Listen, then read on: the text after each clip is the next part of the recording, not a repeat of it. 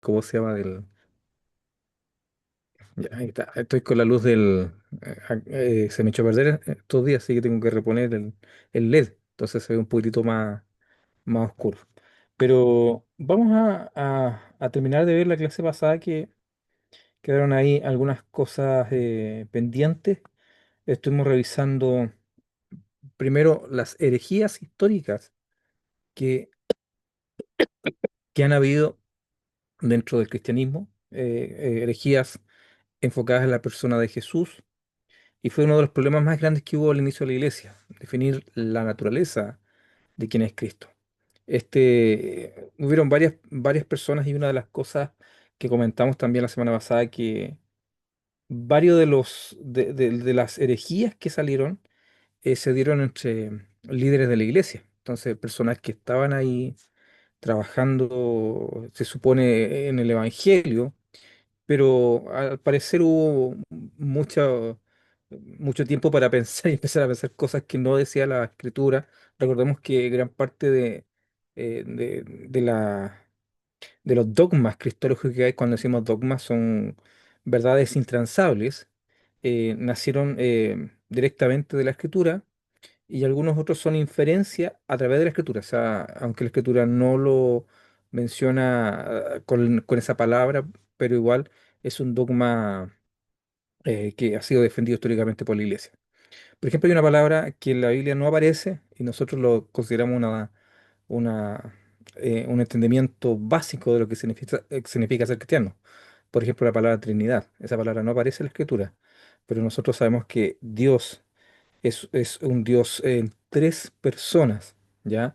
Es un tema bien interesante que todo el cristianismo se ha definido como trinitario, excepto un pequeño grupo que se les llama modalistas, y que de ahí viene también lo que se conoce actualmente como el movimiento Solo Jesús, los unicitarios, y otro grupo que se ha estado sumando a esto han sido los movimientos de raíces hebreas o movimientos judaizantes modernos, los cuales también se ha caracterizado por esta idea de ir rechazando lo que es la Trinidad. Es algo muy llamativo porque hay gente que venía de iglesias trinitarias y abandonaron esa doctrina para sumarse a un entendimiento sobre este tema. Vamos a retomar la semana pasada. Si no me equivoco, quedamos en historianismo, ¿ya? Eh, vamos a ver un segundito. No tengo acceso a la clase anterior, no sé en qué quedamos, pero a ver si alguien se acuerda.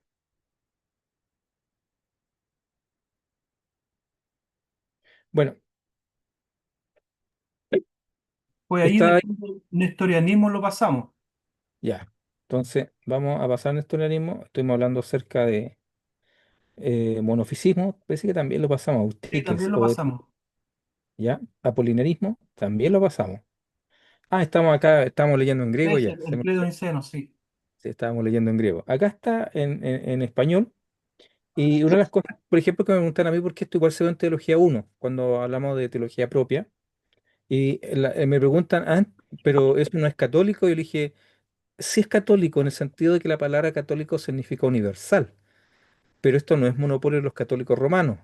La Iglesia Universal o los concilios universales que se le llaman fueron en los primeros siglos de la Iglesia, y eso no son monopolios ni de los católicos, ni de los cristianos ortodoxos de la Iglesia de Oriente, ni protestantes. O sea, el concilio es de la Iglesia Universal, por lo tanto es patrimonio de todos los cristianos. Por eso aparecen estas definiciones y no las consideramos como algo sin mucho valor, puesto que estas definiciones conciliares nacen después de muchos conflictos, muchos problemas que hubieron, donde hubieron algunas herejías tan peligrosas, por ejemplo, como el gnosticismo, el cual fueron siglos que se demoró la iglesia en erradicarlo, puesto que había mucha gente que creía en una comprensión errada de quién era Dios.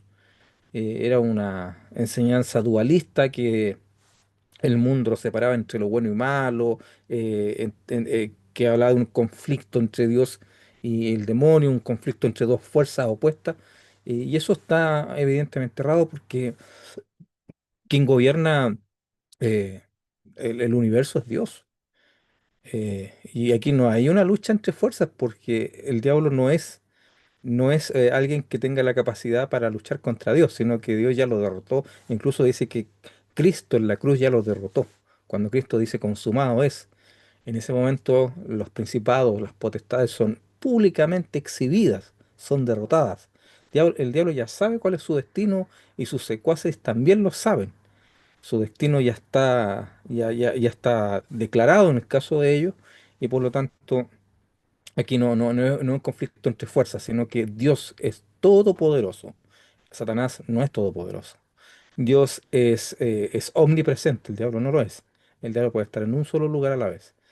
Entonces dice el credo niceno-constantinopolitano, que eso ya del año 381, dice: creemos en un solo Dios, Padre Todopoderoso, Creador del cielo y de la tierra, de todo lo visible y lo invisible, y en un solo Señor Jesucristo, el unigénito de Dios. Mire, veamos la primera parte. Creemos en un solo Dios, Padre Todopoderoso, Creador del cielo y de la tierra, de todo lo visible e invisible. Ahí está hablando de Dios Padre. Y ahora va a hablar de nuestro Señor Jesucristo. Y en un solo Señor Jesucristo, el unigénito de Dios, nacido del Padre antes de todos los siglos, la luz de luz, Dios verdadero de Dios verdadero, engendrado, no creado. ¿Qué significa esto que sea engendrado, no creado? Significa que Cristo proviene del Padre, o sea, que efectivamente Cristo sale del Padre, pero Él no ha sido creado en el sentido de que Él no tiene un inicio. A eso se refiere. Cristo no tiene un inicio. Cristo se habla del eterno, se habla del concepto de increado. Siempre ha existido. Eh, Consustanciar con el Padre, o sea, de la misma sustancia del Padre, por quien todo fue hecho, que por nosotros los hombres y por nuestra salvación bajó del cielo y se encarnó por obra del Espíritu Santo y de María la Virgen y se hizo hombre. Por nuestra causa fue crucificado en tiempo de Poncio Pilato y padeció y fue sepultado y resucitó al tercer día según las Escrituras y subió al cielo. Y está sentado a la derecha del Padre y de nuevo vendrá con gloria para jugar a vivos y muertos y su reino no tendrá fin. Ya, hasta ahí está hablando acerca de Jesucristo, este credo constantinopolitano. Hasta ahí. Y ahora habla del Espíritu Santo. Está diciendo, creemos, y creemos en el Espíritu Santo, Señor y dador de vida, que procede del Padre, que con el Padre y el Hijo reciben la misma adoración y gloria que habló por los profetas. Y esto es lo que habla sobre el Espíritu Santo. Después habla de la iglesia, dice: creemos en la iglesia una, santa, católica y apostólica. Y en ese sentido, la declaración está correcta porque la iglesia no es una denominación, sino se refiere a todos los que son salvos, tanto pasados como presentes como futuros. Todos los que son salvos son parte de la iglesia de Cristo. Ahora lo que pasa con la Iglesia Católica es que ella se tomó el monopolio de lo que es la iglesia. Y ellos incluso tenían un dogma que era bien, en su momento fue muy usado, que decían ellos: extra ecclesiam nulla salus, que significa fuera de la iglesia no hay salvación. Entonces ellos tomaron como el monopolio de lo que ellos hablan de una sucesión apostólica que les pertenece a ellos. Después dice: confesamos un solo bautismo para la remisión de los pecados, esperamos la resurrección de los muertos y la vida del mundo futuro. O sea, da una declaración escatológica acerca de los últimos tiempos y termina ahí con un amén. Entonces, esto, vuelvo a insistir, no es de la Iglesia Católica, es de la Iglesia Universal. O sea, no es de la Iglesia Católica Romana, sino de la Iglesia Universal. Aquí tenemos otro que es posterior, que es el miafisismo. ¿Qué es lo que enseñaba esto? Ellos decían que en Jesucristo existe una sola naturaleza unida, divina y humana juntas, hipóstasis. Los miafisistas no creen en la definición calcenodense y prefieren hablar de única naturaleza del verbo encarnado, a diferencia del calcedonismo, que sostiene que estas dos naturalezas están unidas sin confusión ni mezcla. El miafisismo afirma que estas dos naturalezas se combinan de tal manera que forman una sola naturaleza. Acuérdense que está hablando la naturaleza humana y la naturaleza divina. Cristo era hombre y Cristo era Dios. Hay que aclarar que habitualmente hay gente que le dice 100% hombre, 100% Dios, en el caso de Jesús, pero no es correcto hablar de porcentajes, no es correcto hablar de cantidades. O sea, Cristo era hombre y Cristo era Dios. Pudiera ser completamente hombre, completamente Dios, pero aún así estamos hablando de cantidades. No se aplica en el caso de Jesús. Su naturaleza era hombre y también era Dios. Dos naturalezas, como decía la declaración ahí de Calcedonia, era sin mezclas, ¿ya? Unidas, sin confusión y sin mezcla. Es una naturaleza especial que tenía y que solamente ha tenido nuestro Señor Jesucristo. ¿Ya? Maestro no se reconoce un maestro, no lo podemos encontrar, y fue refutado por el Concilio de Calcedonia, y de ahí emanó el dogma del símbolo de Calcedonia, que es el que acabamos de mencionar. Acá está, el símbolo de Calcedonia. Fíjense cómo va cambiando un poco también las definiciones conciliares y los símbolos. Nosotros, entonces, siguiendo a los santos padres, unánimes, enseñamos a todos a confesar a uno y el mismo Hijo, nuestro Señor Jesucristo, perfecto en deidad y perfecto en humanidad, verdadero Dios y verdadero hombre, con alma racional y cuerpo, consubstancial con el Padre en cuanto a su naturaleza divina y consubstancial con nosotros en cuanto a su naturaleza humana. Mire qué tremendo esto, porque dice que es de la misma sustancia del Padre en el aspecto divino y también es de la misma sustancia que nosotros como seres humanos. Por eso se habla de Cristo hombre, o sea, Jesucristo hombre, porque también Él fue hombre como nosotros en todo como nosotros, pero sin pecado, engendrado por el Padre desde la eternidad en cuanto a su naturaleza divina, y en estos últimos días por nosotros y para nuestra salvación, nacido de la Virgen María, Madre de Dios en cuanto a su naturaleza humana. Ahí habla del término teópara, que es la palabra original en griego, o sea, que es el término en latín, y la palabra en griego es teotocos, ¿ya? Uno y el mismo Cristo, Hijo, Señor unigénito. Lo reconocemos en sus dos naturalezas no mezcladas ni confundidas, sin cambio o mutabilidad, sin división y sin separación. La unión de las dos naturalezas no destruye sus diferencias, sino más bien las propiedades de cada naturaleza se preservan y concurren en una única persona y en una única subsistencia y existencia. Estas dos naturalezas no están en ningún modo partidas o divididas entre dos personas, sino que están en uno y el mismo Hijo, unigénito, Dios verdadero, el Señor Jesucristo, como los profetas nos instruyeron desde el principio, el mismo Señor Jesucristo nos enseñó y el credo de los padres nos legó. Mire, yo aquí quiero comentar esto porque quizá alguien diga, bueno, ¿y esto en qué nos sirve? ¿En qué nos ayuda? Es una buena pregunta. Esto es para entender eh, que la construcción de lo que nosotros tenemos ahora de una cristología no nace de la nada, no nace así como que alguien pensó sino que estas definiciones, como dije hace un rato, vienen después de muchos conflictos, de muchos problemas que se dieron dentro de la iglesia inicialmente. Y salió, mis hermanos, mis hermanas, cada disparate de ahí.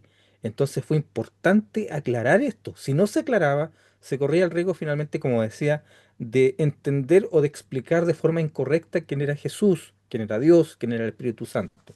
Entonces, este símbolo de Calcedonia se habla de que quienes adhieren a la cristología de Calcedonia adhieren finalmente a lo que son los dogmas que nosotros nos han llegado. Por ejemplo, ¿qué es lo que es un dogma? Vuelvo a insistir, un dogma es una verdad irrefutable, no negociable, no dialogable, sino que nosotros, por ejemplo, por ejemplo, aquí, hermano Patricio, hemos conversado, hay grupos que están de acuerdo que la salvación se pierde y otros grupos que creen que la salvación no se pierde, ¿no es cierto? Eso se puede discutir y podemos incluso no estar necesariamente de acuerdo, pero cuando hablamos de dogma, eso no se discute, es así. Cuando nosotros decimos que Cristo se encarnó, significa que Cristo se hizo hombre. Esa es una verdad, ¿por qué? Porque ciertos grupos como los gnósticos, ellos creían que Cristo no se había hecho realmente hombre porque la carne es mala. El cuerpo es malo, y lo único bueno es lo espiritual. Entonces, nosotros creemos que Cristo se encarnó, además que Cristo murió realmente, pero que resucitó al tercer día. Para nosotros esos son dogmas, no es algo que uno vaya a decir, no, es que realmente no murió, porque incluso dentro de algunos cristianos ellos dicen que realmente Cristo no murió, sino que entró como en un estado de letargo y no fue realmente muerto. Y también creemos nosotros que además de resucitar, Cristo fue llevado al Padre, lo que se conoce como ascensión, y que está a la diestra del Padre en este momento y intercede por nosotros, ¿ya? Entonces esos son dogmas. Otro dogma es que Cristo volverá. ¿No es cierto? Lo que nosotros conocemos como la parucía, teológicamente Cristo vuelve. Eso es una verdad que no se tranza. Hay otras cosas más que son también, se consideran dogmas, y la semana pasada hablamos, por ejemplo, del dogma teotocos que a los evangélicos, no tanto a los evangélicos, yo diría a los pentecostales, les cuesta harto aceptarlo, pero es un dogma que entendido de forma correcta no debería presentar conflicto. Ya dijimos, Teotocos dijimos la semana pasada que enseña que María es la madre de Dios, pero no es un dogma sobre María, es un dogma sobre Cristo, en el sentido de afirmar que Cristo desde el vientre de su madre fue Dios. Ahora, lo que hicieron los católicos, tomaron el dogma con el paso de los siglos y eso lo colocaron como parte de la divinidad de María, como que le dieron un trato especial, todavía lo siguen tratando. El año pasado hubo una polémica con el tema de María porque le sacaron el título de corredentora. Y eso provocó un tremendo conflicto dentro de muchos católicos porque, imagínense, por cuánto, 1500 años, ella, María acá, exaltada, corredentora, intercede junto con Jesús por nosotros, y de repente el Vaticano dice, no, eso no es así, que María no es corredentora. Entonces a ellos hubieron varios que se molestaron con eso, pero eso significa que igual que están tomando algunas enseñanzas más en serio. Así que, pero estamos bien. Este es el símbolo de Calcedonia, ¿ya? Vamos a... Profesor, ¿Sí? eh, bueno, generalmente la iglesia evangélica no, siempre que discute con la iglesia católica, aborda algunas creencias que la iglesia primitiva o que los padres de la iglesia sí creían, pero que nosotros como los evangélicos en general no leemos a los padres de la iglesia, desconocemos esas doctrinas por las cuales los católicos las toman, y al tomarlas los Ah, católicos nosotros creemos que es netamente católico, pero su origen está no en el inicio de la iglesia católica, sino que en la iglesia apostólica. sí, lo que pasa, hermano Patricio, es que aquí se da un tema bien interesante y es que la patrística no se pone de acuerdo entre ellos. Entonces nosotros necesitamos analizar la patrística según sus propios contextos. Hubieron escuelas teológicas además. Por ejemplo, había una escuela teológica en Alejandría, otra en Cartago, otra en Antioquía de Siria. Entonces fueron también líneas de pensamientos que no necesariamente estuvieron todas de acuerdo. Evidentemente lo que hacen acá, por ejemplo, todos hacen eso, se lo voy a decir así, todos lo que hacen es tomar la patrística a su conveniencia. Van y toman lo que a ellos les conviene. Entonces, no, el otro dijo, por ejemplo, yo me he encontrado con amilenalistas, con pretribulación, o sea, con premilenialistas y con postmilenialistas citando a la patrística. Y todos citan autores de la patrística, pareciera que hay algún parte de los libros que a ellos lo apoya. Ahora, lo que uno debe hacer es ser honesto de decir, bueno, hay autores que sí validan ciertas cosas, otros que no. Por ejemplo, el que le da sustento a la doctrina del paidobautismo en relación al pecado original fue Agustín de Hipona, pero antiguamente ya habían bautismos de niños, o sea, pero él que les da todo el contenido teológico a eso, le da un argumento teológico. Ahora, lo que sí uno debe reconocer que la patrística nunca fue monergista.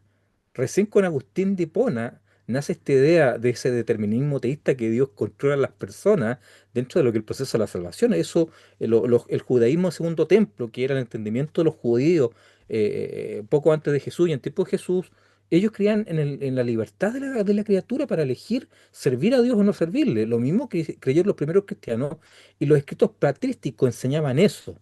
No hay textos que digan que los primeros cristianos eran deterministas.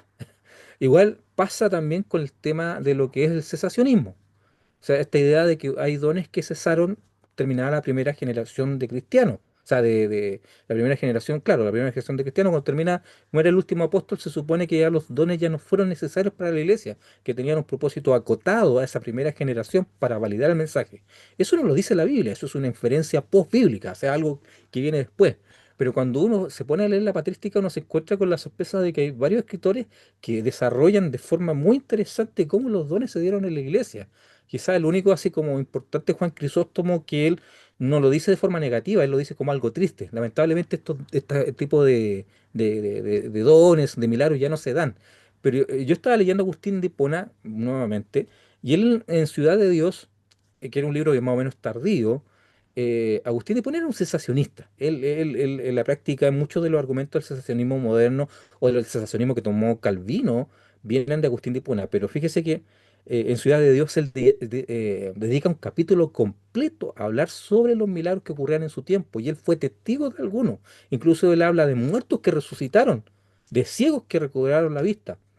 Entonces, es bien interesante cómo se va desarrollando el tema de la patrística. Hay que leerlo con respeto porque, vuelvo a insistir, cada uno va a tomar, porque no se ponen de acuerdo entre la patrística y va a tomar lo que más le conviene y va a validar su enseñanza. La Iglesia Católica lo ha hecho bien. Ellos son muy expertos, pero igual hay evangélicos que leen harto sobre patrística. Así que uno va a Pero examinarlo. doctor, disculpe, respecto a eso que dice que incluso entre mire, fíjese qué interesante que incluso entre los cristianos, discípulos de los apóstoles de Cristo, entre ellos por las diferentes escuelas no se ponían de acuerdo, o sea, o pensaban distinto. Eso es como parecido a lo que pasa con la iglesia evangélica hoy en día. Los católicos igual no se ponen de acuerdo, pero ellos fueron más hábiles y crearon un magisterio. El que no le gusta, a ti. Eso se llama, hermano Patricio, se le llama dicasterio, dicasterio de la sana doctrina, o algo así, Profesor, ¿sí? obviamente, no, o sea, yo tengo un concepto con respecto a eso, igual, obviamente, igual hubo conflictos dentro de la iglesia eh, romana, por algo también se separan ellos y nace la iglesia ortodoxa, o sea, Sí. igual tienen un tema de división y de ahí nace la iglesia, o sea, no es que nazca, sino que ya estaba la iglesia ortodoxa, pero se desalinean, podríamos llamarlo, y ahí obviamente la iglesia ortodoxa pasa por otro camino y la iglesia romana por otro. La diferencia es que la romana, por la cantidad más grande, es como se lleva el monopolio, pero sí hubieron divisiones, por algo Y, bueno, la ortodoxa.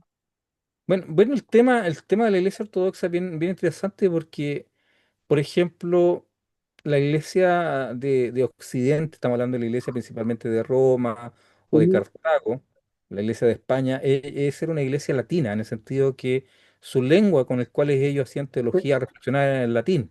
En cambio, la Ujú. iglesia, la otra era una iglesia que ocupaba el griego. Entonces, fíjense que se da el fenómeno que hubieron teólogos de la iglesia griega que no conocieron nunca la obra de Agustín de Hipona. Entonces ellos fueron creciendo con sus propias escuelas teológicas y aunque se supone que estaban bajo un mismo liderazgo, en la práctica ellos estaban hace rato separados. Y el tema ahí fue un término que se llama que el filioque, que el Espíritu Santo si procede del Padre o procede del Hijo. Y eso fue lo que provocó el quiebre ahí. Cualquier. Sí, el quiebre. Y la iglesia se separa en el siglo XI, se separa la iglesia de Oriente. Ahora, al detrás hay todo un tema porque la iglesia, además, dentro de su teología, nosotros nos vamos a encontrar con cosas que no se parecen a los católicos y no se parecen a los evangélicos, pero sí hay algo que nosotros debemos reconocer, que ellos es una iglesia bastante mística, en el sentido de que dentro de su aspecto espiritual uno podría encontrar una espiritualidad quizás más interesante que la que tienen los católicos en ciertos contextos. Bueno, volvamos porque si no, no estamos todavía en el apunte uno y se supone que hoy día tenemos que pasar al apunte 2. Logran ver ahí, estamos con la herejía cristológica y aquí ya estamos viendo el resumen. Tenemos el primer conflicto que hubo, si Cristo era humano o era divino, ¿ya? Si era humano, si era divino. ¿Quiénes decían que Cristo era solamente humano? Los ebionitas. Esa era la herejía. Quienes decían que solamente era divino, no era humano, era el docetismo, que también herejía. Pero Cristo era humano y era divino. Entonces, cuando alguien decía que eran ambas naturalezas, tenía Jesús, eso es correcto. Y vamos acá. Entonces ahora viene esa esencia, casi esa usía, o esencia, significa usía, era divina. Eh, Aquí tenemos varios puntos. Una que difiere al Dios Padre y otra que es similar al Dios Padre, que están dentro del apunte cuando vimos arrianismo, es herejía, y se dice que es igual al Padre, o sea, esa esencia que trae el Hijo es igual al Padre, eso es correcto y pasamos al de abajo. Ahora dice, esta asociación entre su divinidad y humanidad, aquí hay dos términos. Aquí está la hipostasis, que es distintos individuos Esto es lo que se conoce como nestorianismo. Y está abajo la hipostasis, que es un mismo individuo y eso es lo correcto. Vamos a revisar aquí, venimos acá arriba con la hipostasis, viene bajando, aquí está. Aspecto de su fisis humanas o divina. Entonces, si era combinado, aquí tenemos el método, aquí está el eutiquianismo, el apolinarismo, el miaficismo, son todas alteraciones del entendimiento en relación a su fisis humana y divina. Lo correcto es lo que es el diofisismo, que significa que son distintas. Y ahora viene el tema de la telis, la voluntad humana o divina. Está el monotelismo, que es combinado, y el diotelismo, que son distintas. Y este es lo que lleva a la ortodoxia de Calcedonia. Así que tenemos ahí las herejías. ¿Ya? Y con eso terminamos este punto y vamos al que corresponde hoy día. Denme un segundito, porque aquí viene. Ya, clase 2. Presentamos. Ya. Ahora vamos a ver aspectos, ya vimos los errores cristológicos. Ahora vamos a lo que nos dice la Escritura en relación a la naturaleza de Cristo, ¿ya? La cristología a través de los evangelios. A través de los evangelios vemos claramente que Cristo tenía conciencia que era hijo de Dios y cuál era su misión que debía cumplir. Entendió su naturaleza, su llamado y la comprensión de su propósito. Eso lo podemos conocer a través de sus acciones y palabras, lo que es la cristología implícita, la vamos a analizar, la cristología implícita. Y a través de los títulos que eligió para escribirse a sí mismo. O sea, Cristo se mencionaba a sí mismo con ciertos títulos que vamos a revisar. Primero, la cristología implícita. Dijimos que cristología implícita se refiere a sus acciones y palabras, a lo que él hizo y lo que él dijo. Durante su ministerio, Jesús actuó como alguien que tenía una autoridad única. Asumió el derecho de limpiar el templo. Imagínense ahí correteando a los comerciantes, a los cambistas, de incluir a los marginados en el reino de Dios. Es una atribución que solamente podía tener alguien que venía de parte de Dios. Y de tener la autoridad divina para perdonar los pecados, algo que ninguna de la autoridad eclesiástica de su tiempo podía haber hecho. O sea, el perdonar pecados, sabían ellos que era algo que le pertenecía solamente a Dios. Jesús también habló como alguien que tenía una autoridad mayor que la del Antiguo Testamento. Y esto fue un golpe, o sea, yo soy más que la ley. Eso es lo que le dice, yo soy más que la ley y que él tenía más autoridad que Abraham, que Jacob y que el templo. Wow, eso lo violentaba porque para ellos el templo representaba la presencia de Dios. Decir que él tenía más autoridad que el templo o que el padre Abraham era blasfemia. Eso no era algo aceptado por ellos. Se declaró Señor del día de reposo, otra cosa más que violentó a los religiosos ahí. Hasta afirmó que el destino de todas las personas dependía de la respuesta a su llamado. Eh, Esa era la cristología implícita. Ahora vamos a ver la cristología explícita. Se refiere a los títulos que él ocupa. O sea, cuando hablamos de cristología implícita se refiere a las cosas que él dijo e hizo que confirmaban su divinidad, ya que él era hijo de Dios y que al mismo tiempo era Dios en el sentido de que es parte de la Trinidad. Ahora vamos a la cristología explícita, lo que él dijo claramente sobre sí mismo. Junto con la cristología implícita de su conducta, Jesús también hizo algunas afirmaciones cristológicas por medio de los diversos títulos que asumió. Por ejemplo, él se refirió a sí mismo como Mesías, que es la misma palabra que Cristo. Son la misma palabra, eh, eh, eh, son términos que se pueden usar de forma indistinta, ¿ya? La sentencia de muerte y posterior ejecución en la cruz fue el resultado de Jesús admitiendo que él era el Mesías. El título de la cruz fue una burla a esta autoproclamación. Recordemos que lo colocaron arriba, o hay un- un- algo que indicaba que Jesús era el Cristo, rey de los judíos. También se refirió a sí mismo como hijo de Dios. La autodesignación favorita de Jesús, debido a su naturaleza tanto encubridora como reveladora, era el título de hijo de hombre. Él se llamaba a sí mismo como hijo de hombre.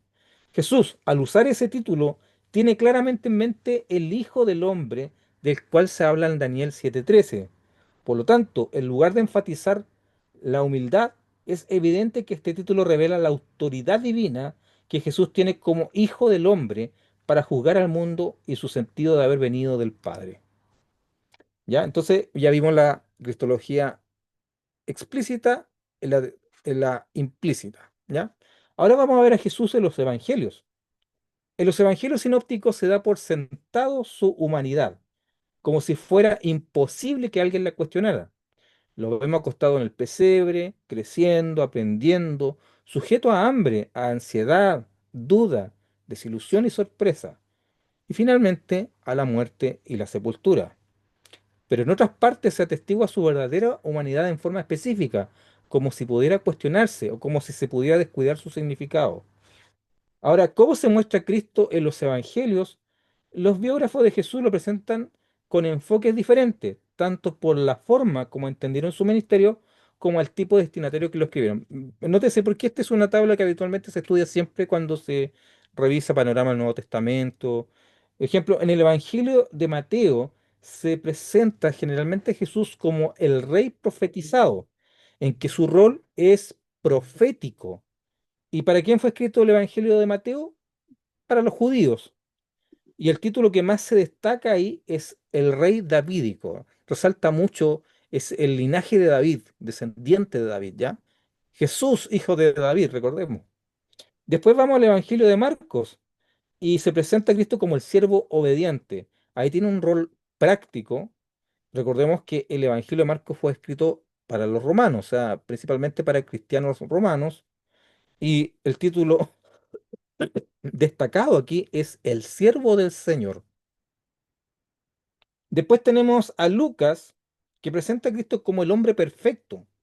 Su rol es principalmente histórico. Recordemos que fue escrito para los griegos. Y el título ahí destacado es Hijo del Hombre. Y por último, Juan, que presenta a Jesús como el Dios perfecto. El rol del Evangelio es principalmente el rol de Jesús. Es espiritual, escrito para todo el mundo. Esto es universal, el Evangelio de Juan. Y el título destacado, el Verbo de Dios, ya, el logos, esa es la expresión en griego original. Verbo es la traducción al español, pero la palabra original es logos. Así que esto, por ejemplo, esto es algo que siempre sale en una evaluación, se lo dejo ahí. Cuando se hace evaluación, habitualmente se coloca ahí eh, quién cómo se entiende a Mateo, para quién fue escrito, o cómo se entiende en este caso aquí Jesús, su rol dentro de cada uno de los evangelios. Vamos a las afirmaciones cristológicas. Vamos al primero, que es Cristo. Solo se puede entender su verdadero significado cuando se entiende su relación con el pueblo en medio del cual nació. Él es el que viene a hacer lo que no pudieron lograr ni el pueblo del Antiguo Testamento ni sus representantes ungidos. Estamos hablando de los profetas, sacerdotes y reyes.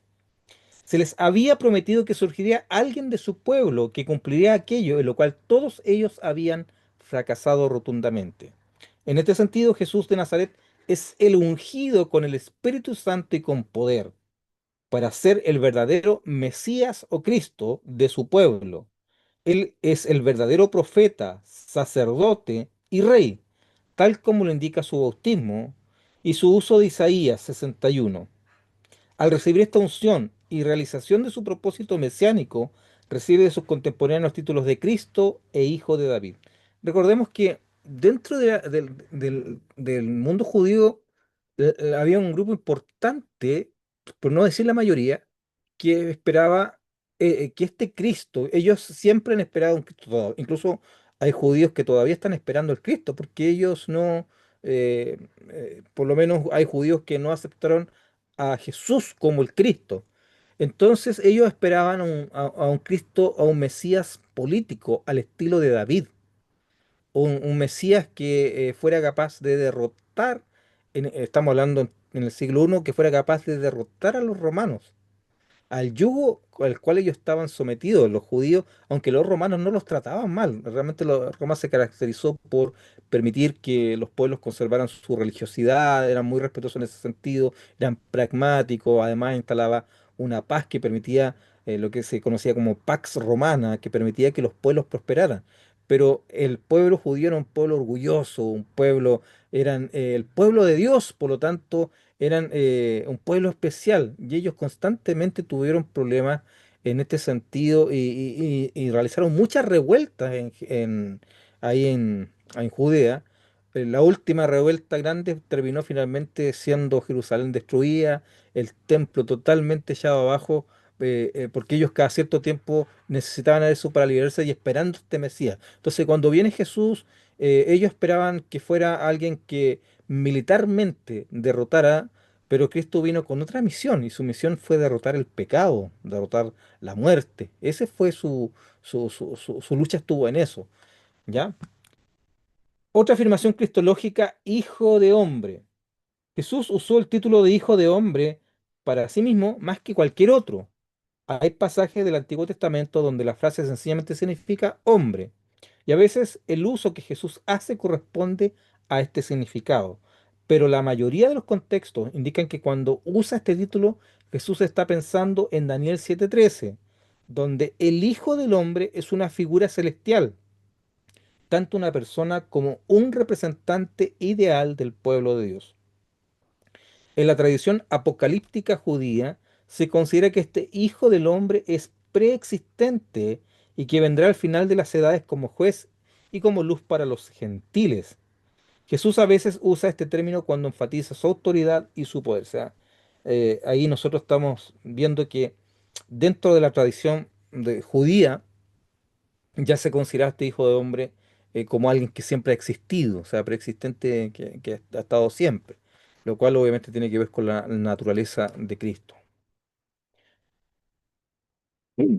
Seguimos con Hijo de Hombre. En otros momentos lo usa cuando enfatiza su humildad y el hecho de que está de incógnito. En el Evangelio de Juan el título se utiliza en contextos que enfatizan su preexistencia, su descenso al mundo en una humillación que a la misma vez cubre y manifiesta su gloria, en su rol de unir el cielo y la tierra y su venida para jugar a los hombres y realizar el banquete mesiánico. Vamos a otra de las afirmaciones cristológicas, siervo. Recuerden, revisamos Cristo, revisamos Hijo de Hombre y ahora vamos a revisar siervo. La autoidentificación de Jesús con la humanidad resalta en pasajes que recuerdan el siervo sufriente de Isaías. En su experiencia bautismal asume este rol de sufrir como quien representa a todo su pueblo y es ofrecido por los pecados del mundo. Se llama a Jesús siervo explícitamente en la predicación temprana de la iglesia. Y el pensamiento de él como tal también estaba presente en la mente de Pablo. O sea, Jesús siendo siervo, este siervo rey. Es muy interesante porque hay un contraste. Él era siervo, pero al mismo tiempo rey. En la humillación de su autoidentificación con nuestra humanidad, él ocupa no solo el lugar de la víctima, sino también el de sumo sacerdote, ofreciéndose una vez para siempre en una ofrenda de sí mismo que establece de ahora en adelante una nueva relación entre Dios y la humanidad. Ahí se da un tema muy especial porque él, además de ser el cordero sacrificado, además es el sumo sacerdote. O sea, ocupa él las dos funciones, lo cual es muy llamativo. Su bautismo, el cumplimiento de lo que logra en su carrera terrenal, culminando en la cruz. Es su autosantificación para su sacerdocio eterno. Y a través de esta autosantificación, su pueblo es santificado para siempre. Vimos Cristo, vimos Hijo de Hombre, vimos siervo, ahora vamos a ver Hijo de Dios. Jesús mismo no usó el título de Hijo de Dios en la misma medida que Hijo del Hombre, pero es el nombre que le fue dado por la voz celestial en su bautismo y en su transfiguración. También lo hizo Pedro en su momento de iluminación, y también los demonios reconocían que era Hijo de Dios, y recordemos que también el centurión reconoció este título en él. Este título es mesiánico. En el Antiguo Testamento, Israel recibe el título de hijo. También se usa para el rey y posiblemente para los sacerdotes.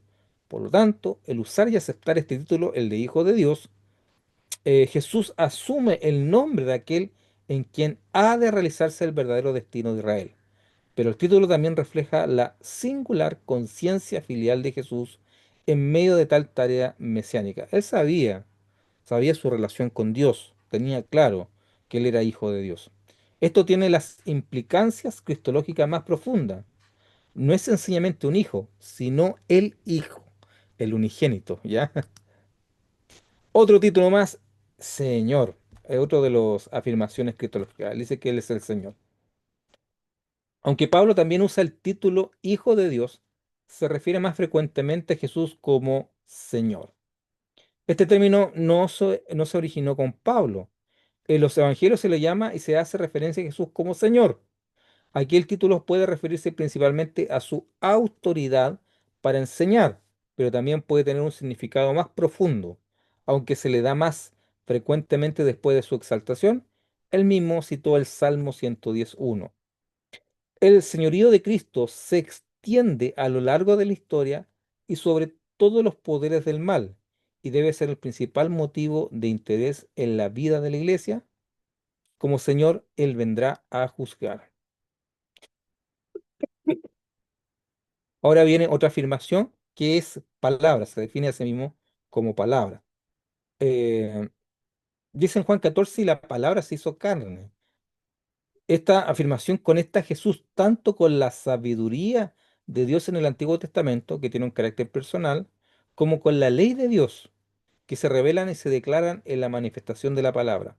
Interesante porque Dios se ha comunicado siempre con el ser humano, estableció el lenguaje, la palabra para poder comunicarse con la criatura, pero todo esta revelación, estas palabras que algunas fueron escritas, finalmente alcanzan su punto más importante en Jesús, quien es la palabra encarnada.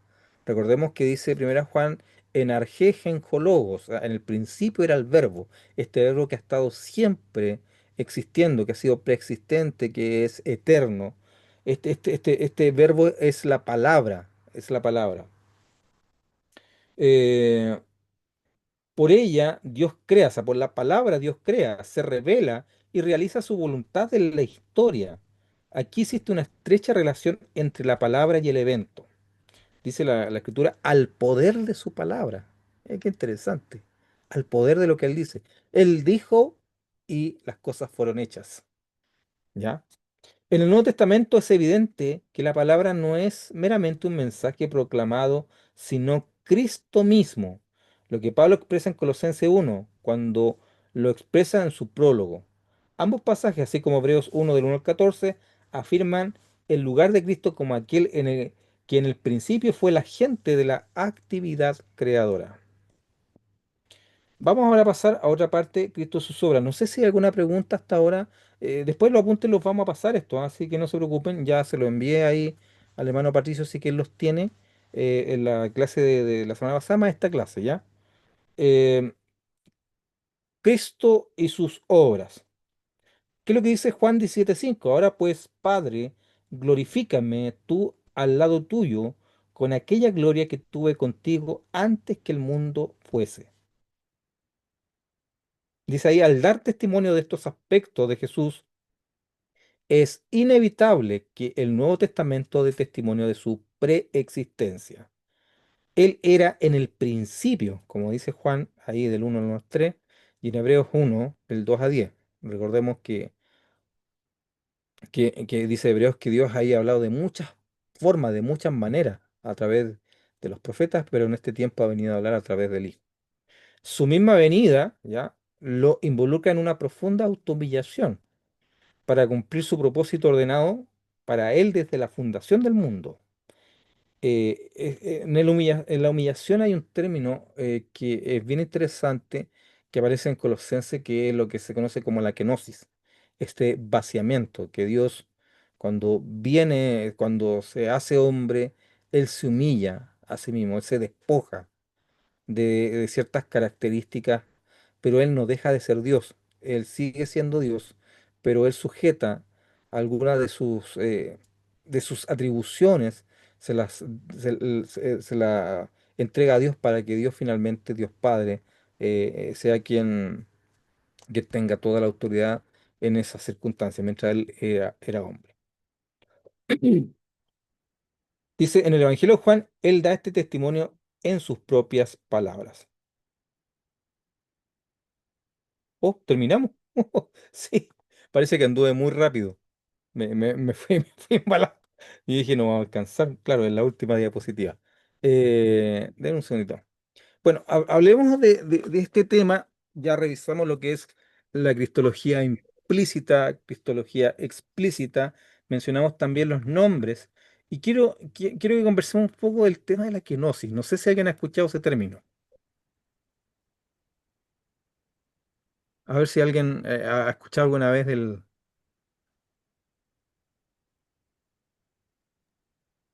Sí, yo lo he escuchado. Sí, sí. Ya. Eh, ¿Alguien tiene ahí Filipenses? Como decía Jimmy Sawyer, el traductor, si alguien tiene sus Biblias, favor abrirla. En Filipenses 2 vamos a leer ahí de donde se saca esta enseñanza ya. Vamos, esta idea de vaciamiento. Filipenses 2. Sí, Filipenses 2 el versículo, si no me equivoco, el 7. Verso 7. Sí, ¿qué es lo que dice?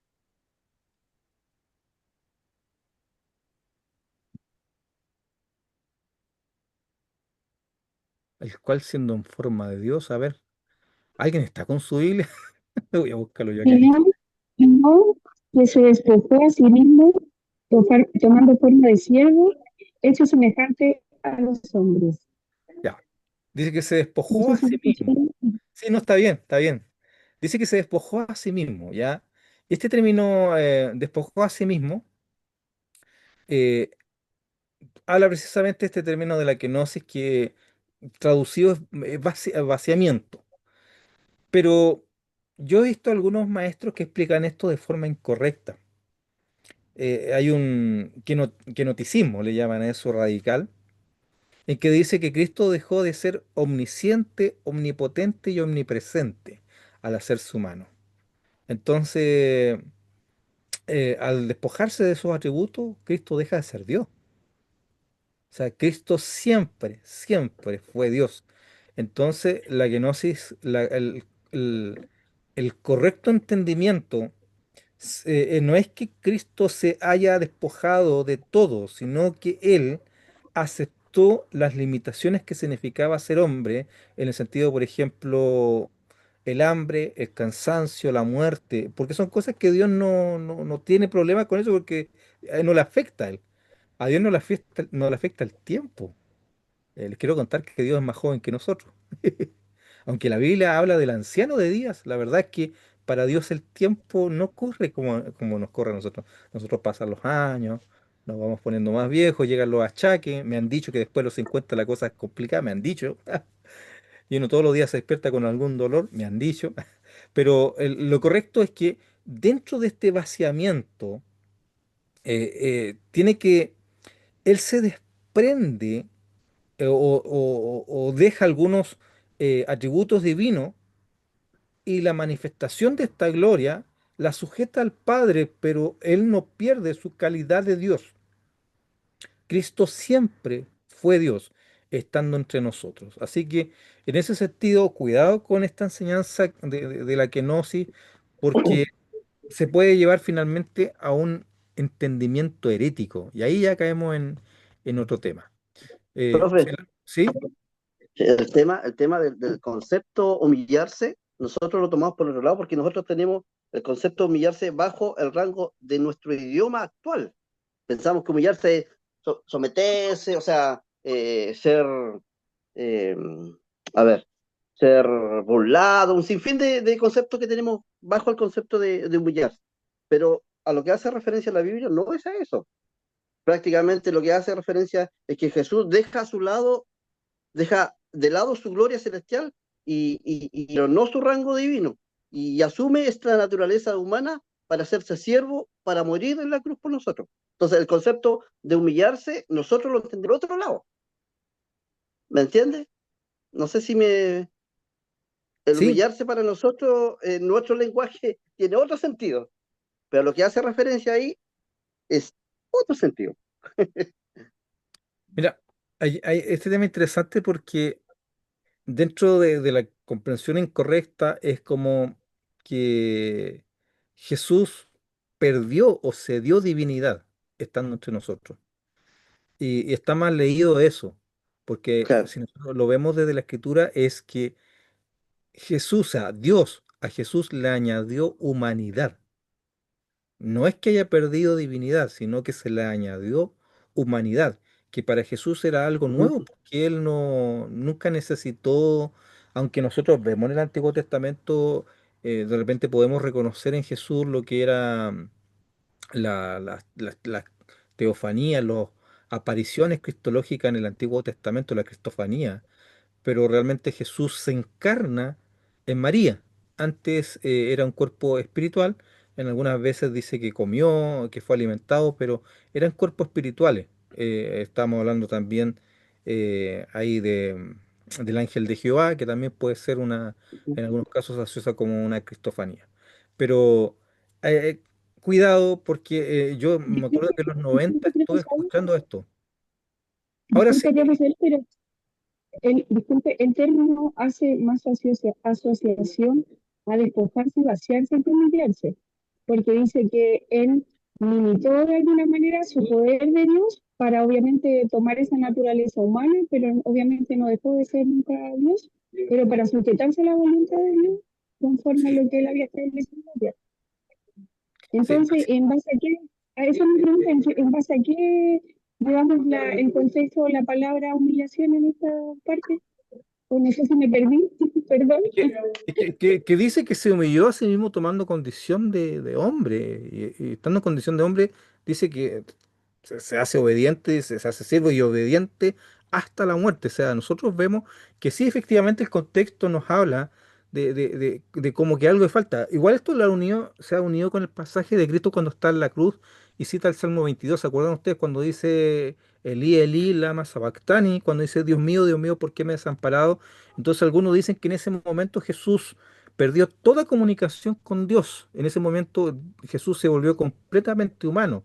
Eso igual es incorrecto. Jesús, estando en la cruz también, Él sigue siendo Dios y Él elige esta muerte, pero Él nunca pierde su esencia de Dios. O sea, Él no es que, y no significa que Dios haya muerto en la cruz tampoco, porque ese es un entendimiento incorrecto, porque la muerte a Él le afectó humanamente, pero sigue siendo Dios en su esencia eterna. El profe, Jesús al tener doble naturaleza, o dos naturalezas, obviamente se despoja de una en la cruz, se Eh, despoja de una. no se despoja. ¿Saben por qué? Porque Él después resucita y resucita en el mismo cuerpo, pero el cuerpo, la diferencia es que es glorificado, pero sigue siendo el mismo Ujú. cuerpo. Y Sí, sí, Él, no se lo entiendo. es interesante porque Él cuando asciende, cuando es Pero llevado. en ese momento, en la muerte, él, a ver, se despoja de alguna manera de ese rango divino.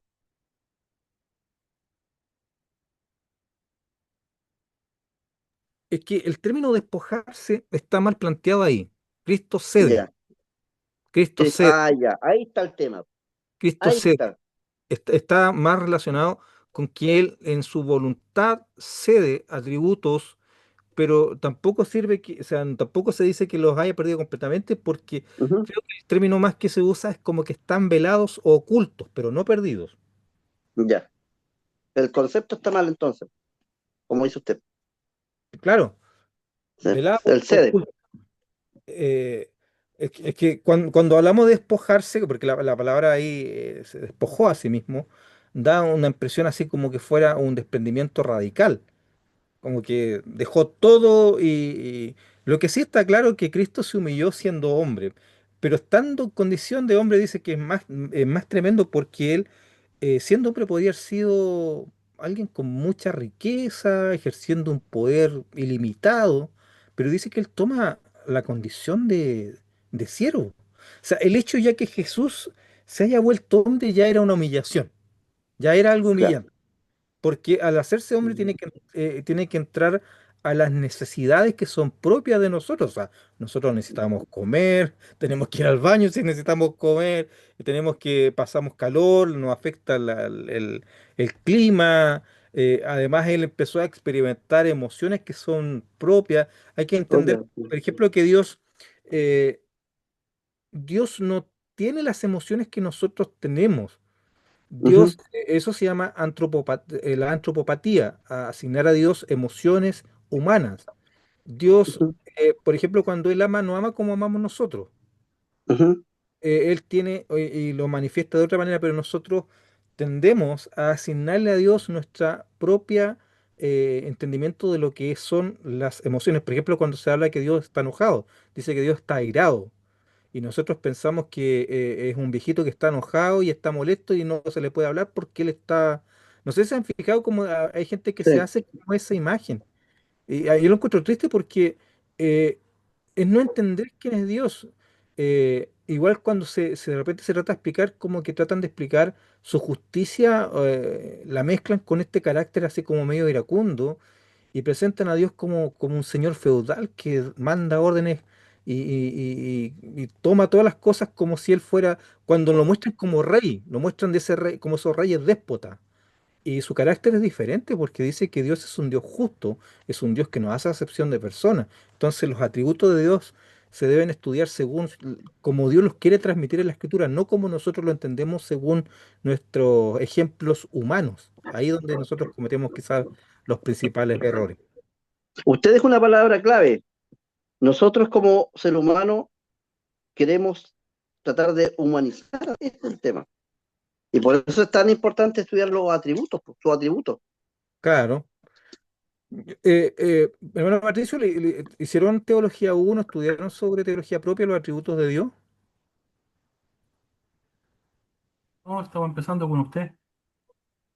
Vamos bueno, ahí se puede tomar, podemos tomar una clase, ¿ah? Podemos quizás sacar una, porque Amén. no la tenía considerado eso, pero se puede hacer una.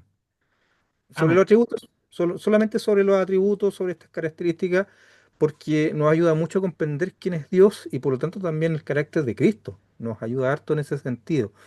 Hay un término que ocupamos nosotros que es el antropomorfismo, que se ocupa en la Biblia, porque la Biblia, por ejemplo, habla acerca del trono de Dios, habla acerca de sus manos, de su boca, habla del anciano de días, habla de los lomos, habla como si Dios tuviera cuerpo, como que tuviera así como nosotros, pero Dios es espíritu, Dios no necesita un cuerpo. Entonces, eso lo permite Dios que se escriba en la Biblia para que las personas puedan imaginarse a Dios o identificarlo. Recordemos que le habla a una cultura muy específica que es la cultura de Oriente Medio. Entonces Dios ocupa este tipo de, eh, vamos a llamarlo ejemplos, para que las personas puedan hacerse una idea de que Dios es una persona, pero no es una persona en el sentido de tener un cuerpo, sino que es una persona porque tiene personalidad. Y ahí es donde está el antropomorfismo.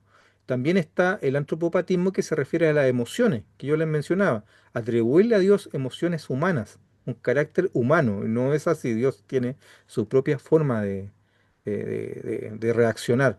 Y cuando, mire, para nosotros sería absurdo.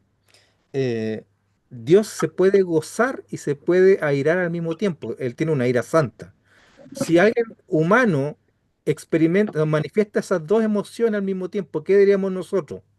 Está desequilibrado, tiene problemas, no está normal, o sea, no puede una persona estarse alegrando y al mismo tiempo estar molesto, pero la palabra dice que Dios puede manifestar ambos, porque Dios dice que hay una ira y una ira que es santa, que es entendible, y tiene su máxima expresión en ese lago de fuego y azufre que está reservado, pero también Dios es un Dios que se goza, un Dios que se alegra. ¿Ya? Entonces hay que tener cuidado con la forma como entendemos los atributos divinos. ¿Alguna pregunta más, mis Mire, hermanos? sí, mire, con respecto a lo que estaba diciendo, hay un autor que se llama el Berkhoff, y él habla de esto diciendo de esta manera: Dios es incomprensible, pero a su vez conocible. O sea, él logra que nosotros alcancemos a conocerle, pero, pero es incomprensible a la vez. Pero él nos muestra para que en algo podamos conocerlo. ¿Me entiendes? Claro. Ese es uno de los atributos de Dios, se habla de la Ujú. incomprensibilidad de Dios. Incomprensibilidad. Sí, recordemos que nuestra mente humana Es finita, sí, es limitada, es es finita, finita, y sí, Dios es infinito, infinito. infinito. Entonces, obviamente, nosotros tratamos de entender a Dios, nunca vamos a entenderlo completamente, pero sí lo necesario para saber que Él nos ama, Amén. para saber que Él tiene un plan con nosotros. O sea, Dios nos permite que lo conozcamos en la dimensión necesaria para saber que necesitamos de Él. Así que, por lo menos, Dios en su palabra, en su revelación, se muestra hacia nosotros ahí con misericordia. Amén. Hermano Patricio, no sé si hay alguna consulta más. Día anduvimos corriendo con los apuntes, pensé que el tiempo no me iba a dar. No, no, no hay más consultas, los apuntes ya los tienen en el WhatsApp ya, en el grupo de WhatsApp. Sí, Ya fueron perfecto. entregados. Yo tengo, le aviso al tiro que tengo que viajar el próximo, no voy a estar disponible el próximo 24, porque Correcto. vamos a estar, sí, y lo otro que el 1 de mayo es feriado, es feriado. Perdón, profesor, yo tengo una duda de la clase anterior. ¿Puedo hacerlo ahora? Sí, sí, claro. Es que, bueno, no puedo estar en la clase anterior, pero hablaban de una diferencia cuando, bueno, se dirigían al tema de las iglesias. Y obviamente hablaban también del tema de María, de Madre de Dios y todo eso. Hablaban de una diferencia entre las personas pentecostales, como evangélico pentecostal y evangélico pentecostés. Y ahí me quedó un poco la duda en cuál es la diferencia, porque dentro de mi ignorancia tengo que entender que uno es el evento y el otro es una rama del evangelio. Pero dentro de mi certeza nunca había escuchado que existían evangelios dentro del Pentecostés, o sea, pentecosteses, por decirlo así. No sé si escuché mal o se daba a otra interpretación, o puede que los conozca, pero de otra forma y que los nombraran así ahora. No sé si me puede aclarar eso. No, me perdí. No sé si alguien más recuerda la situación porque me perdí. O sea, hablamos de los pentecostales o no. No recuerdo que hablamos de eso. Es que hablaron en una parte que, bueno, justamente el hermano Héctor hacía mención a eso, de que él era como evangélico pentecostal y no pentecostés. Lo dejé anotado por lo mismo, porque vi el video y Ah, tiene, me tiene que haber pareció sido por el raro. tema, tiene que haber sido por el tema del Teotocos, que estuvimos hablando. ¿Se acuerda del Exacto, video que nos exacto. mostró? Del cierto del video, exacto, lo tengo anotado. Me quedé como la duda y yo dije, pucha, ojalá se dé la oportunidad de poder preguntarlo después. Así que sí, no sé si quedé con esa duda, no sé si era muy legítimo o- pero me surgió la duda porque en realidad conocía solamente evangélicos pentecostales y no evangélicos como pentecostés como una denominación. Ya. Bueno, aclarar que en Centroamérica los pentecostales no le dicen pentecostales, le dicen pentecostés. Pero es lo mismo, o sea, no sé si será eso, pero a mí me han dicho ustedes pentecostés, por decirme pentecostal. Ahora, hay iglesias igual que tienen ese nombre. Ahora, eso es una rama dentro del cristianismo que se caracteriza por lo que se conoce. Hay algo que lo identifica que es lo que se ha llamado el evangelio completo, que son unas verdades cardinales que se crean desde el inicio del movimiento y que pueden ser que en algunos no se hayan enseñado, pero sí se creen que es Cristo salva, Cristo sana, Cristo bautiza con su Espíritu Santo y Cristo pronto volverá. Y para las denominaciones que vienen de una tradición de santidad, además Cristo santifica. Entonces todos los pentecostales en el mundo creen en esas cuatro primeras verdades cardinales, todos creen. Si alguno no creyera no se le podría considerar pentecostal.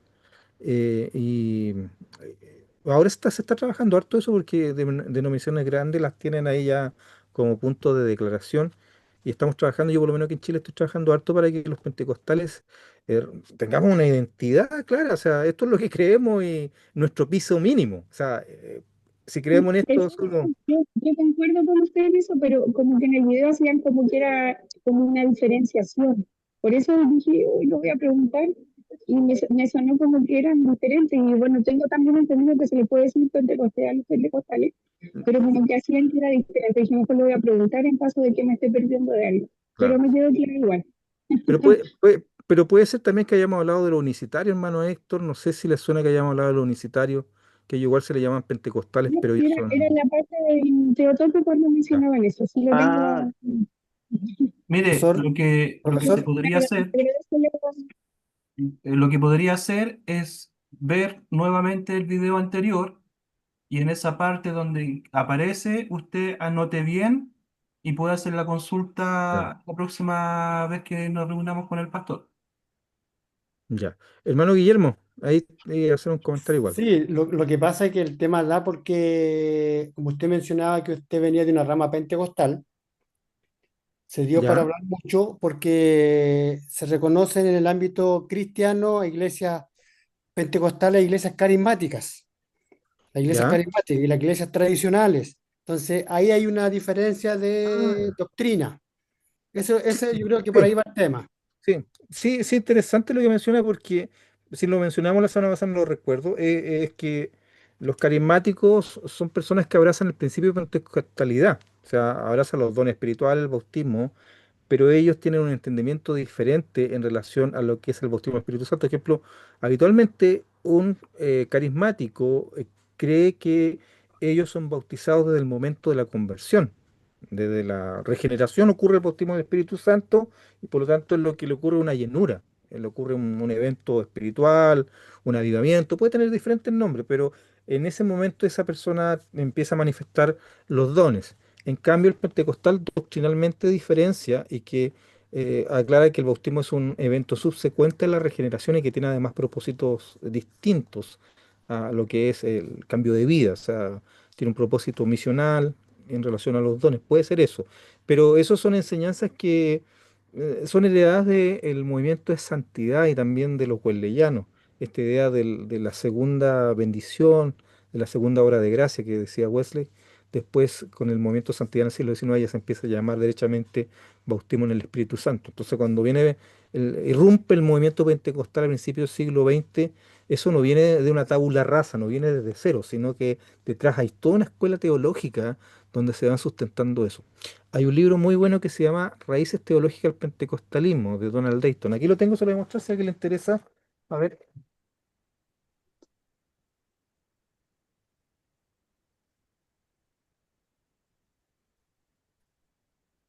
Raíces Teológicas del Pentecostalismo.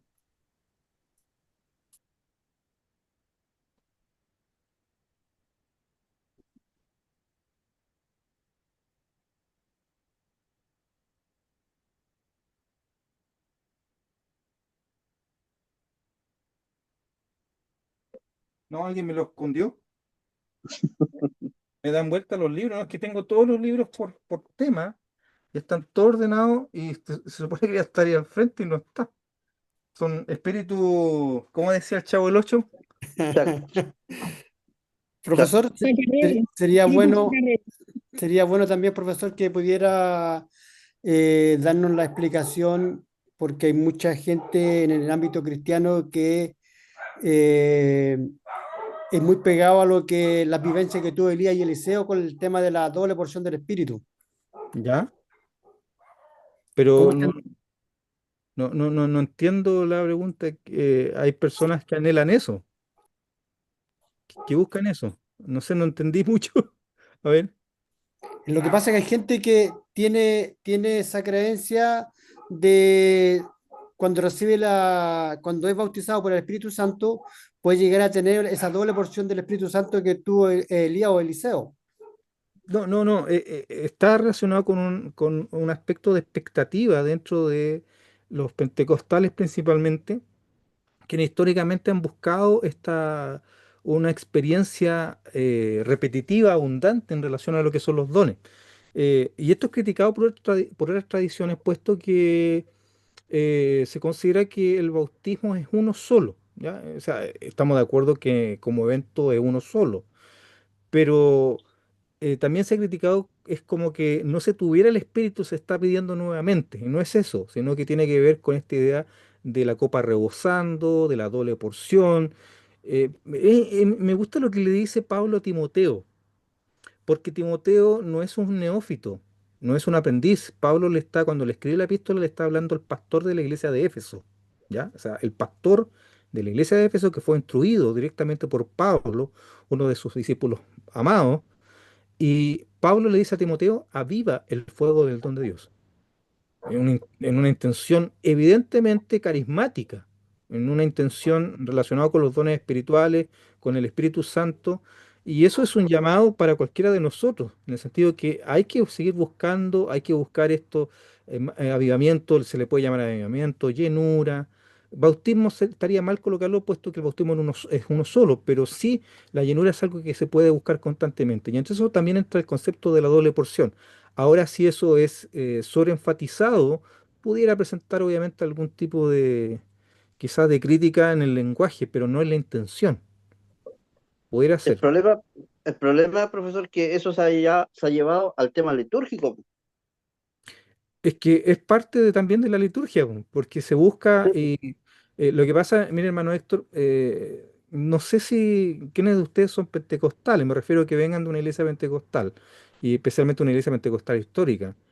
Las vigilias, las cadenas de oración, los retiros de repente que se hacen, concentraciones que hay de jóvenes, de señoritas, históricamente tuvieron el fin de buscar esta experiencia carismática. O sea, fueron intencional en provocar el ambiente, provocar las circunstancias para que hubiera manifestaciones carismáticas, expresiones físicas, bautismo en el Espíritu Ujú. Santo, dones, lenguas. O sea, eso es parte de la historia de un movimiento. Ahora yo entiendo que otras tradiciones no hagan estos énfasis, pero ha sido parte del pentecostalismo histórico, que Sí, sí, sí. lamentablemente se ha abandonado en los últimos tiempos. Estoy hablando de lo general, no de lo particular. Yo estoy yendo a iglesias, diferentes denominaciones, me invitan. Ahora tengo que ir a Pudahuel, a una metodista pentecostal. Voy a estar a fin de mes y saben que ya he ido, este es como la sexta o séptima iglesia metodista pentecostal de Chile que voy a hablar sobre este tema. Y una de las cosas que están todos de acuerdo es que ha disminuido esta espiritualidad como más rebosante, como más carismática. Y una de las cosas que buscamos nosotros es que vuelvan a lo que es sus raíces, lo que fue parte de su historia por más de 100 años. O sea, esto está formado en el año 1910, se formó la Iglesia Metodista Pentecostal. Y ahora pareciera un recuerdo nomás de lo que una vez fue una iglesia muy rebosante en lo que es experiencia carismática. Pero bueno, ese es un tema interno de los pentecostales que estamos trabajando en ese sentido. No sé, ya estamos. Profesor, en base a eso, lo hablamos entonces que sería bueno mantener esa llenura del Espíritu Santo o lo estamos No lo entendí. como solo Sí, experiencia. hermana Paola, ¿sabe lo que pasa? Es que la escucha a usted y alguien más hablando con usted. Me escucho mejor ahí que estoy con los audífonos. A lo que voy con eso que lo hablamos como una experiencia solamente o como algo que debiésemos tener constante cuando reafirma eso. Bueno, So- el tema de la experiencia es algo. A ver, Pentecostés o sea, el bautismo es un evento único, inicial. Nosotros hablamos también de llenura inicial, porque es una llenura al mismo tiempo, el bautismo. Pero la Escritura nos habla también de que es algo que nosotros podemos seguir buscando. O sea, es algo que puede ser repetido y es el anhelo. O sea, se vive bajo la expectativa dentro del contexto pentecostal, vuelvo a insistir, porque es el lugar donde habitualmente se da esta dinámica. Hay una expectativa a seguir buscando. He probado, como decía una canción, y quiero más. O sea, es algo que es anhelado, que es buscado y que es propiciado además por el entorno. Entonces, se dan estas experiencias y la gente habla de esta llenura incluso dentro de ciertos círculos pentecostales. Si no hubo esta manifestación carismática, ellos dijeron, no se movió el Señor en la reunión, lo cual igual es una exageración, A, pero a se eso, da eso. a eso quiero llegar yo, mi estimado pastor. Mire, yo vengo de otra tradición, yo soy bautista, y nosotros, como bautistas, siempre se nos tilda de que somos helados y toda la cuestión, pero en lo personal, yo puedo decir que no, porque es verdad, tal vez no tenemos estos conceptos litúrgicos más ardientes, podríamos llamarle como manifestaciones, pero yo siento a Cristo en mi corazón, pero con todo mi ser. O sea, no me Ah, basta una manifestación externa a un grueso modo, ¿me entiendes? Eh, pero yo siento a Cristo con todo mi corazón. Sí, sin sí. llegar a un extremo, a eso voy. Hermano, es que yo no sé si es un extremo, hermano Héctor, son formas litúrgicas Ujú, diferentes, y son cada, cada grupo, cada tradición disfruta su espiritualidad de la forma que ellos lo estimen. O sea, si ujú. hay gente que es más introvertida, gente que como es más hacia Sí, sí, adentro, sí, lo entiendo. y está bien, pero hay gente también que es más expresiva. Yo creo que el tema está Ujú, acá cuando se empiezan a atacar entre un grupo y otro. Yo creo que ahí es donde entra el problema, pero nosotros claro. tenemos libertad en el Señor, yo no tengo problema en eso. Lo que sí, yo vuelvo a insistir, hago gran parte de mi trabajo en comunidades pentecostales, entonces obviamente vamos a buscar eso porque Ujú, estamos dentro del contexto. Y ahí es donde nosotros insistimos, pero si a mí me invitan a una iglesia bautista, me voy a acomodar al tema de la iglesia y tratamos de ir dentro de lo que obviamente se entiende dentro de los aspectos de la reunión, tratar de ujú. enfatizar. Lo que sí está claro que yo creo que todos estamos de acuerdo que Dios no solamente es algo que se piensa, además es algo que se vive y se experimenta. Yo creo que Amén, todos estamos de acuerdo con amén. eso. Así es. Amén. Así es. Bueno, hermano Patricio, se está poniendo buena la... Nos escapamos un poquito del tema, pero creo que es importante también conversar otras cositas. Amén. Bueno, oremos si no hay más preguntas y le vamos a pedir a usted, pastor, que cierre la clase, por favor. Amén, amén. Gracias te damos, buen Padre. Gracias por este tiempo que podemos compartir, podemos disfrutar de tu presencia, podemos conversar también estas cosas, Señor. Gracias porque aún a la distancia, estando tan lejos, quizás podemos disfrutar, Señor, de tu amor, podemos sentir que somos uno en ti, Señor. Gracias te doy por la vida de cada uno de mis hermanos. Te pido, Señor, que los sustentes, que los ayudes, Señor, en todo momento, que lo que estamos aprendiendo también sirva para edificar cada una de sus comunidades. Gracias te damos, Señor, porque hasta ahora hemos visto tu fidelidad, Señor. Tú has sido bueno con nosotros.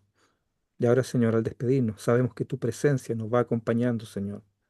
Gracias por este tiempo, gracias porque sabemos que tú nos abres esta puerta y tú nos das esta oportunidad. Ayúdanos, Señor, a responder a esta responsabilidad que tú nos entregas. Gracias te damos por todo lo que tú seguirás haciendo en cada uno de nosotros. Todo lo ponemos delante de ti. En el nombre de Jesús, nuestro Señor y Salvador. Amén y amén. Gracias, Señor. Amén. Amén. Bendiciones, que estén muy bien.